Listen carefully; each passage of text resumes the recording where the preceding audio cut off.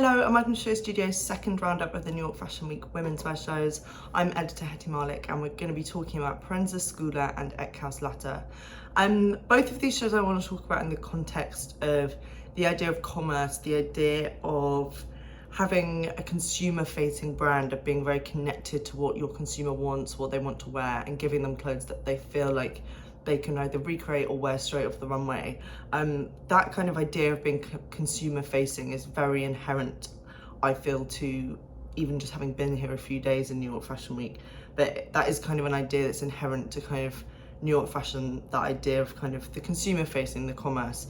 And that may sound kind of depressing and out with creativity, but actually it's not. And both of these shows were kind of a testament to that. At Proenza Schouler, the designers Jack and Lazaro over the last couple of years have really been recalibrating their own brand and really thinking about that consumer.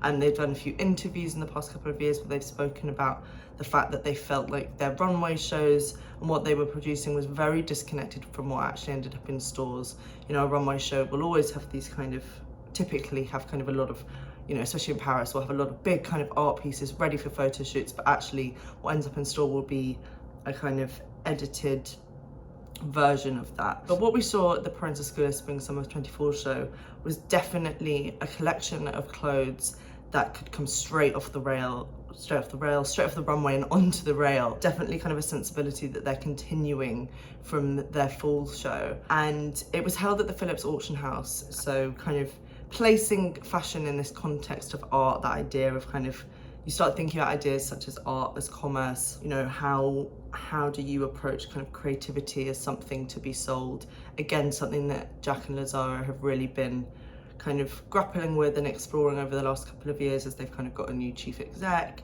new investment, well, not so new now, this was kind of a year or so ago, kind of recalibrating on their white line, which is kind of their sub-label, and as I say, kind of rethinking about what they're actually putting out. But this context of the Phillips Auction House wasn't just to kind of have it in this beautiful white setting and kind of this idea of kind of being in the kind of uptown New York and within the art world. It was actually to also unveil their new logo, their new kind of monogram logo, which is kind of this swirling, it almost looks like kind of a spiritual sign of some sort, like maybe kind of the 8 of the infinity loop, but not quite. So you've got kind of the S and then the P of Proenza kind of links it all together. So again, it's this kind of idea of new beginnings, this clean slate and this clean white show space really kind of pushes forward that idea. And this whole collection was really about, as I say, continuation of fall, but really about developing signatures and moving away from the idea, that really central idea of newness in fashion in terms of reinventing the wheel each season, and actually thinking about kind of working on pieces, thinking about signatures. You know, for instance, their sellout PS1 bag returned in this collection, but in a kind of squishy leather pillow iteration. So it's about kind of thinking about signatures, developing them. And this whole collection really had, it felt like Proenza, you had these elements of quirk and craft, which I'll talk about, but it felt like a whole kind of woman. It had light, there was very, very light materials, very light collection, but it felt creative and clever and clean all at the same time. So this very clean color palette of whites, navies, kind of indigo navies as well. And you know, the interest in this was kind of using a clean color palette to actually focus on silhouette and then elements of materiality and craft. And this was all really tightly put together by the stylist Camilla Nickerson, who they've been working with for the last couple of seasons. So again, kind of, you can see these kind of new kind of elements being put into place, from kind of styling to logo, really kind of recalibrating their brand, which has been kind of such a mainstay of New York Fashion Week for the past kind of decade, really. So the musician Ways Blood opened the show. She'd actually also done the soundtrack for the show. And she opened in this beautiful single-breasted white suit with kind of wide leg, kind of beautiful sweep into the floor, kind of almost palazzo pants. Really beautiful. And again, those kind of clean white color, this lightness of movement. As it moved, it was, the fabric looked so light and kind of billowing, and refreshing. It was this refreshing sense as she kind of swayed down the runway, and all of the models also, to kind of help you understand a bit about how they were walking, they were all wearing, if I'm remembering correctly, they were all wearing flats, so kind of Mary Janes, kind of mesh iterations as well, kind of again subtly feeding into that trend that we're having at the moment for kind of ballet pumps, those Alaya kind of mesh shoes and the crystal shoes as well. But that having a flat shoe just enabled the model to kind of, there was a relaxed coolness to it, and that relaxed kind of ease is something that Proenza Schouler really capture so well. And we moved from that kind of opening suit into those details I was talking about. So you have this kind of base level of beautiful tailored pieces, but then you have layers of interest, so double waistbands, utility belts, shoelace belts, but done, when you look closely, actually in leather. So always this kind of ultimate luxury. Models were wearing the PS1 bag, but also little kind of drawstring mesh bags. Again, this kind of lightness, this ease of movement.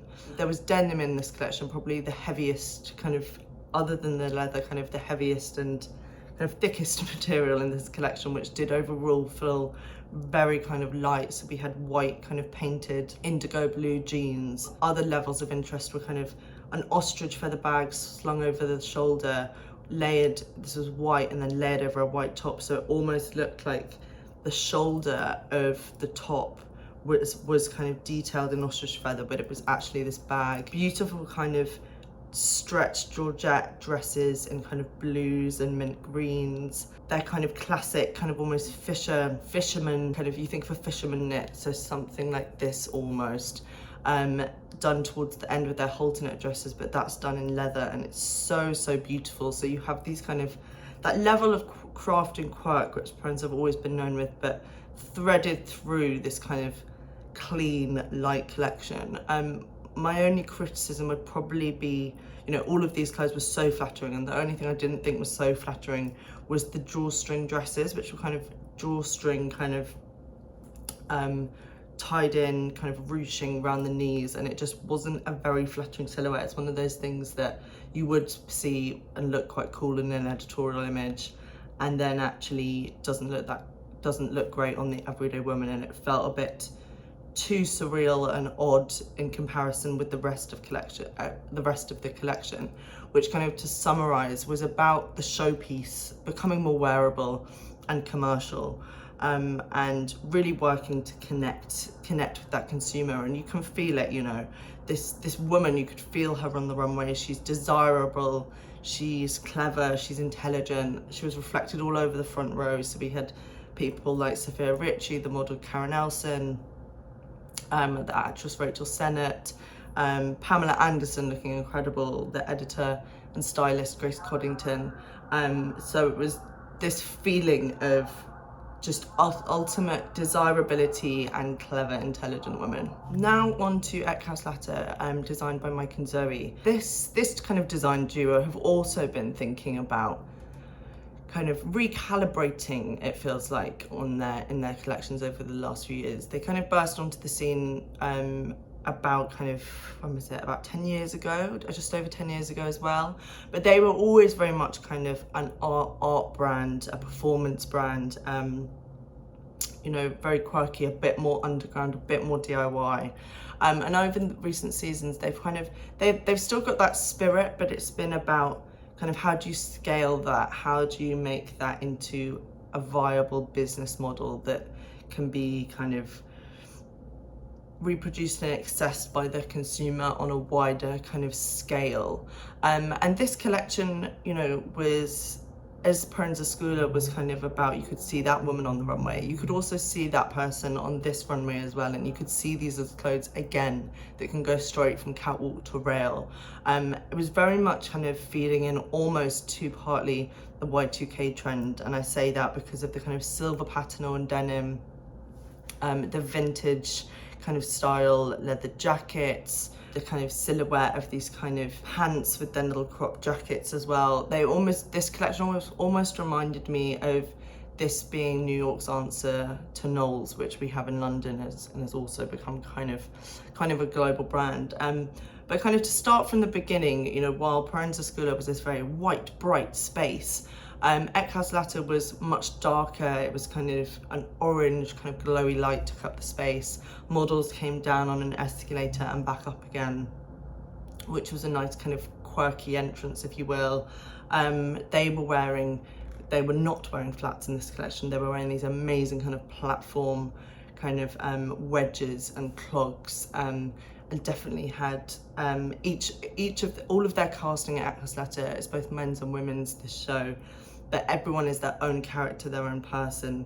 It very much has a sense of this idea of the collective, and you can feel that, you know, there was kind of the seated rows that you usually have, and then kind of so many people squished into the standing, you know, so many people want to be part of this community and at this show, and kind of going back to the collection, which was about this idea of kind of, it felt like there were these ideas of kind of Y2K, so you have that kind of silver pattern on denim, but actually what was really beautiful was when it came back to the ideas of kind of textile and craft, which are at the core of Eckhaus Latta, really.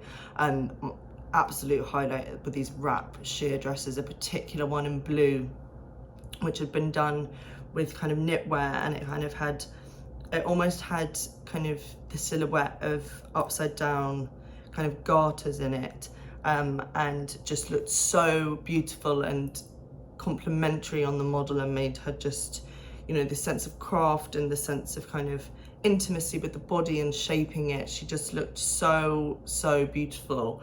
And you had kind of these little iterations of craft in the collection. Again, it's similar to what I was talking about before with Proenza, that those are threaded through a collection of kind of wearable silhouettes, which you can feel a consumer kind of clawing at and wanting. You know, there was kind of the most out there silhouette was kind of these cartoon bouncy, I say bouncy because they kind of bounced when they walked, kind of clown knitted pants, which were actually made from fabric scraps, you know, and you have that juxtaposed with then the opening looks, which are kind of just these beautiful open leather jackets with low slung long pants, and you know, overall this color palette is kind of moving from these dark chocolates and blacks into these sheer browns and neutrals, into blues and metallics, and then we closed on these navies and these oranges, and you kind of had this blocking together of thicker fabrications, so that knitwear, that leather, with then these kind of sheer georgette fabrics, so this mixture of light and heavy, and it feels like that color palette allowed them to explore these different juxtapositions of materialities more. You know, the casting's always incredible. Harry Neff looked amazing in one of the more sheer looks, then Paloma Alcessa was wearing a lace look. We also had these squiggle details throughout the collection, which was kind of one of the most kind of into print, if you're even going to call that print, that we got into, so kind of squiggles across a sleeveless shirt, and a kind of long sleeved shirt as well. So kind of, you know, you've got the squiggles, you've got the lace, you've got the patterned denim, you've got the knitwear. It's all about kind of detail, elements of craft and materiality, but slung through this collection, which was actually about wearable silhouettes and responding to their consumer. And you know, that's refreshing to see from both Proenza and Eckhaus, and to get the feeling that you're at a show which is for press, it's for kind of stylists and magazines and all those people, but actually to feel like you're also amongst, well, I mean, personally, as a 26-year-old woman, I was sitting at Proenza, like, if I ever earn enough money, I would love to wear these clothes. And I was sitting at Eckhaus thinking, you know, this isn't quite my thing, but I know people whose thing it is, and I can see people around me whose thing it is. And it's actually really refreshing to be at a show and be surrounded both by the women that wear it, but also by the sense that you can see exactly how women will wear this. So congratulations to both of the brands and both duo designers. Thank you for watching, and we'll be back soon. Bye.